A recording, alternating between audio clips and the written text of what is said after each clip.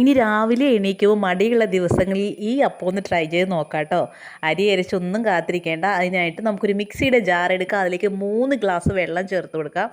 1 cup ഗോതമ്പ് പൊടിയും 1 cup അളവിൽ മൈദയും കൂടെ ചേർക്കുക. അതിലേക്ക് ആവശ്യത്തിന് ഉപ്പും 1 സ്പൂൺ പഞ്ചസാര 2 സ്പൂൺ വെളിച്ചെണ്ണയും കൂടെ ചേർത്തിട്ട് ഈ കൂട്ട് നന്നായിട്ടൊന്ന് അരച്ചെടുക്കുക. വെള്ളം ചേർക്കുന്നതിന് പകരം നിങ്ങൾക്ക് തേങ്ങാപ്പാൽ ചേർത്ത് അരയ്ക്കാവുന്നതാണ് കേട്ടോ. അപ്പം ഞാനിത് നന്നായിട്ടൊന്ന് അരച്ച് എടുക്കുന്നുണ്ട്. കട്ടയൊന്നും ഇല്ലാണ്ട് നമുക്ക് അരച്ചെടുക്കാം.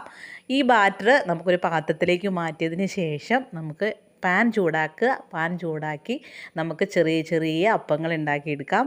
ഇനി അരി അരയ്ക്കാതെ ചോറ് ചേർക്കാത്ത നല്ല സോഫ്റ്റ് ആയിട്ടുള്ള നല്ല മധുരമുള്ള കറിയൊന്നും വേണ്ടാത്ത ഈ അപ്പം എല്ലാവരും ഒന്ന് ട്രൈ ചെയ്ത് നോക്കൂട്ടോ. തീർച്ചയായിട്ടും എല്ലാവർക്കും ഇഷ്ടപ്പെടും. മടിയുള്ള ദിവസം നമുക്ക് മസ്റ്റായിട്ടും ട്രൈ ചെയ്യാവുന്നതാണ്.